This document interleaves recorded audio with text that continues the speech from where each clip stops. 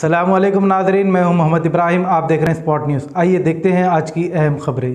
हमने देखा कि सीए और ट्रिपल तलाक को लेकर आप बात कर रहे हैं और उसी बात पे जो है माधवी लता जी भी काउंटर पार्ट है, वो भी उसी पे चुनाव में आई है।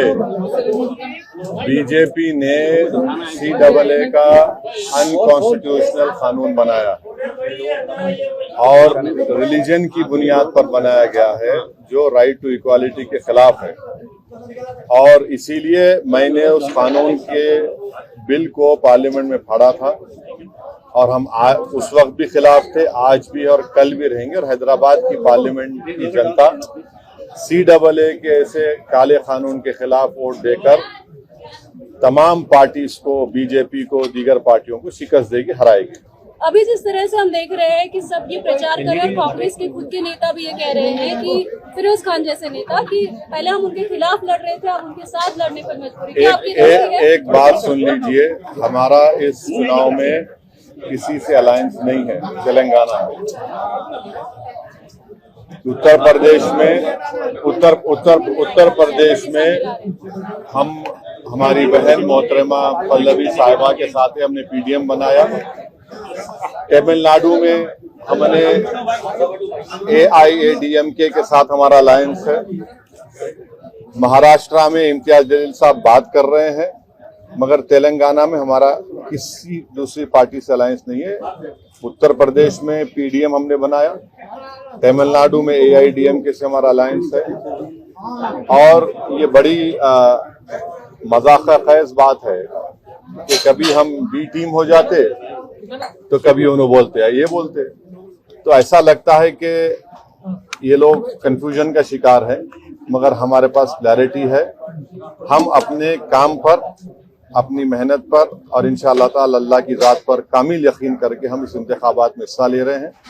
और मुझे यकीन है कि हमारे पार्टी के तमाम उम्मीदवार बहैसियत रुकने पार्लियामान MP कामयाब होंगे। सर, माधवी लता जी आरोप करते हैं कि आपके ऊपर, आपके यहाँ असेंबली पार्लियामेंट में तो तकरीबन 6 लाख से ज्यादा बोकस होता है, जिसकी वजह से आराम से आप हर वक्त 3 लाख वोटों से जीतते हैं। ऐसा है, देखिए, आपको समझने की जरूरत है। कम से कम आप तो अपने आप को उस लेवल पर नीचे मत गिरा दीजिए। आप माशाल्लाह से एक जिम्मेदार सहाफी है, जर्नलिस्ट है, आप पढ़े लिखे हैं, आप थम्स अप नहीं है। और आपको मालूम कि हर साल जनवरी में नामों का इंक्लूजन होता है, उसके बाद लिस्ट आती है इलेक्शन कमीशन ऑफ इंडिया की तरफ से, मैं उसको हेड नहीं करता हूं। फिर हर एक को एक टाइम दिया जाता है कि वो ऑब्जेक्शन दाखिल करे। उसकी टाइम खत्म हो जाने के बाद फाइनल वोटर लिस्ट आती है। फिर इलेक्शन से पहले एडिशनल एंड डिलीशन की लिस्ट आने वाली है। अब आप बताइए, इसमें मेरा क्या रोल है? और आप इलेक्शन कमीशन ऑफ इंडिया को आप गाली दे रहे हैं, इसका मतलब? तो ये ऐसा है, हर पार्टी आती है और चुनाव से पहले इस तरह की बात करते हैं, मगर रियलिटी तो कुछ और ही है। और इस तरह की बात करने से आप हैदराबाद की इलेक्टोरेट को, जिसमें बैकवर्ड क्लास के हमारे भाई हैं, दलित भाई हैं, अल्पसंख्यक समाज, मुसलमान हैं, क्रिश्चियन हैं, उनकी आप तौहीन कर रहे हैं कि वो निकल कर वोट डाल रहे हैं। और उनकी वोट की वजह से सब पार्टी को वोट मिल रहे और MIM को कामयाबी मिल रही। अच्छा, अब और कुछ आपको पूछना है? सर, तेलंगाना के चीफ मिनिस्टर एक नया मुद्दा उठाया सर, जो 60 साल पहले तो गवर्नमेंट जॉब था, जो 61 ईयर्स तक था, जो वैसे हुकूमत थी। हम बता रहे कि 33 सर्विस होने के बाद उसे रिटायर कर दिया था।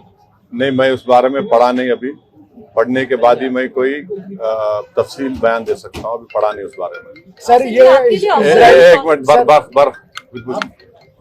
बीजेपी जो कैंडिडेट है वो आपके लिबास को लेकर कमेंट्स कर रहे हैं। वो दाढ़ी रखते हैं, मुछ निकालते हैं, कुर्ता ऊंचा पायजामा पहनते हैं, इससे कोई मुसलमान नहीं बनते हैं। मुसलमान की आइडेंटिटी तो ऐसा ही है ना। वो नरेंद्र मोदी ने भी कहा था कि लिबास देखकर पहचाने, उनका भाषण है। तो लिबास से नफरत है, मेरी दाढ़ी से नफरत है, टोपी से नफरत है, हिजाब से नफरत है, मेरे खाने से नफरत है, तो आपको मेरी वजूद से नफरत है। मगर हैदराबाद की अवाम नफरत को कामयाब नहीं करेगी, मोहब्बत को कामयाब करेगी। और जो लोग हमारी दाढ़ी के, हमारी टोपी के, हमारे हिजाब के, हमारी शनाख्त के, हमारे वजूद के खिलाफ है, जमहूरी तरीके से उनको एक बदतरीन शिकस्त देगी इंशाअल्लाह ताला। हैदराबाद कॉन्स्टिट्यूंसी के बाहुबली माने जाते हैं, तो आपके कौन, हिसाब से क्या मतलब आपका उसका? मतलब यहाँ पे नहीं आप नहीं बहुत नहीं strong hold है नहीं, आपका। उसका मतलब क्या है वो बोलो आप लगातार यहाँ से जीतते हाँ, आ तो रहे हैं। आप ये बोलिए, लोकप्रिय बोलिए। लोकप्रिय है यहाँ हाँ, पे। आप आपके बोलिए, हिसाब से- लोगों को हम लोग अवाम हमारे को पसंद करती है, हमारे का ये लफ्ज इस्तेमाल मत करिए हमारे बारे में। हाँ, थैंक यू। सर, आप ऑपोजिशन किसको मानते हैं सर आपके खिलाफ जो यहाँ पे? देखिए, Strong इलेक्शन जब आप लड़ते हैं तो आपके खिलाफ जो भी कैंडिडेट रहता है आप उनके खिलाफ इलेक्शन लड़ते हैं और आपको जीतना है, तो जितने भी मद्दे मुकाबिल आएंगे हम उनके खिलाफ इलेक्शन लड़ेंगे। अब जाहिर है मैदान में बीजेपी भी है, कांग्रेस भी है, बीआरएस भी है, दीगर और छोटी बीजेपी और ये सब लोग आ जाएंगे। तो हैदराबाद की अवाम ने हमेशा से यूनाइटेड तरीके से मुत्तहदा तौर पर मंजलिस को कामयाब किया है और इंशाल्लाह अब के बार मंजलिस को कामयाब करेंगे।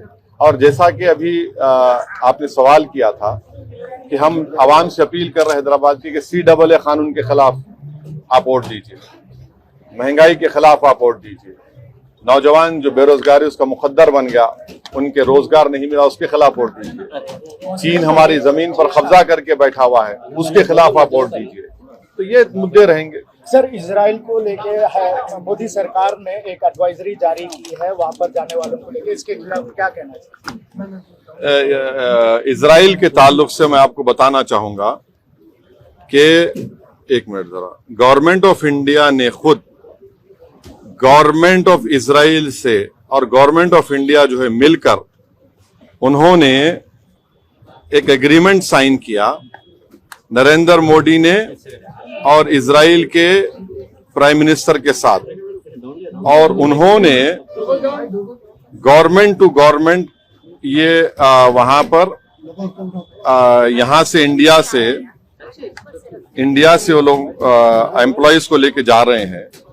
मैं ये आपसे पूछना चाह रहा हूं कि जब गवर्नमेंट नरेंद्र मोदी की है तो वो इजरायली गवर्नमेंट से उनसे कॉन्ट्रैक्ट करके उनसे मंजूरी लेकर आप भारत से 6,000 इंडियन वर्कर्स ऑलरेडी इजराइल जा चुके हैं और आप एडवाइजरी देते हैं कि भाई अपना ख्याल रखिए।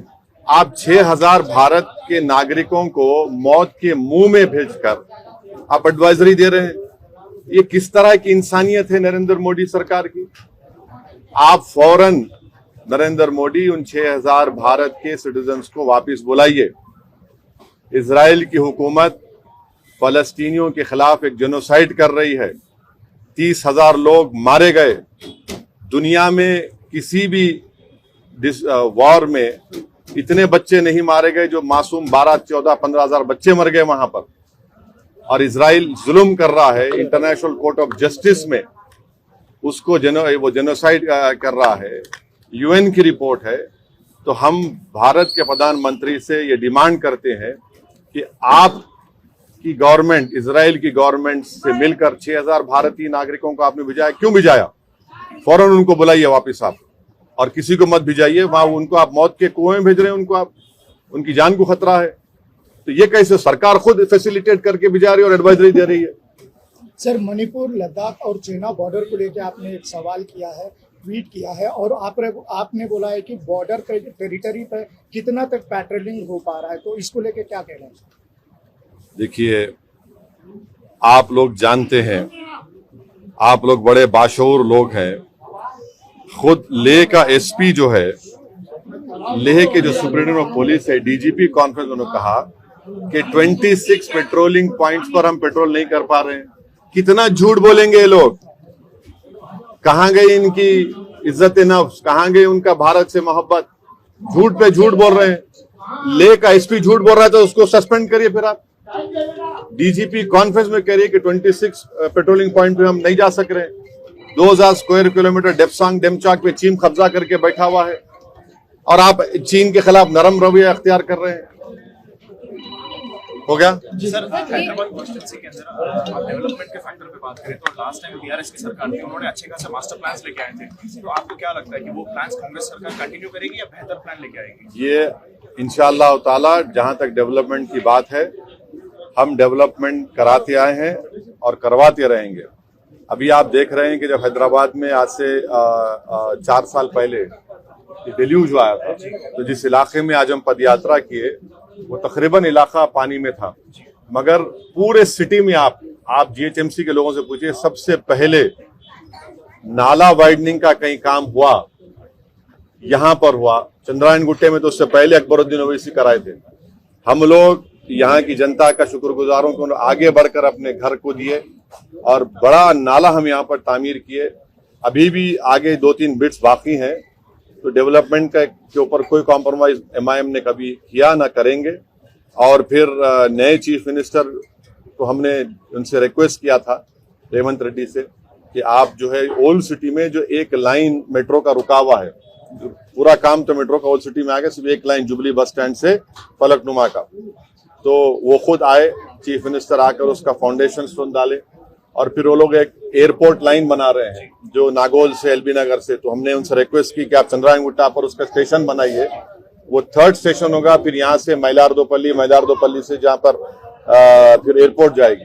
तो रोड वाइडनिंग के लिए भी मैं चीफ मिनिस्टर से मिलकर 200 करोड़ रुपए रोड वाइडनिंग के मंजूर कराया हूँ, सिर्फ 4 इलाकों के लिए। 200 करोड़ में काम शुरू हुआ है, उसको एक्चुअली चाहिए कम से कम 800 करोड़। तो 200 करोड़ में तो अब चेक्स जारी हो गए। तो ये डेवलपमेंट के ऊपर कोई कॉम्प्रोमाइज एमआईएम पार्टी ने नहीं किया और हम हर जगह पर बिला लिहाज मज़हब मिल्लत डेवलपमेंट के काम